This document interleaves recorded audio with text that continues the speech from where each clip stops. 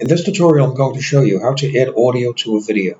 The first thing you need to do is to rest the mouse here, right-click, go to Track Operations, go to Add Audio Track.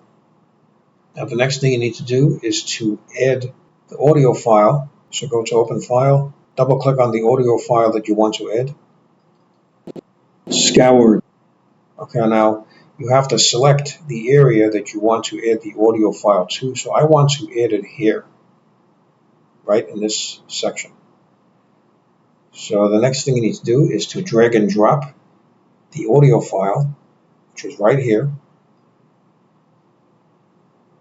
Now drag it below the video. See, in this section, this green section right here. Now let go of the mouse button, and there's the audio. So now this area has audio in it. Raise this up. Now let's play it back and hear it. Have scoured the outside, so you.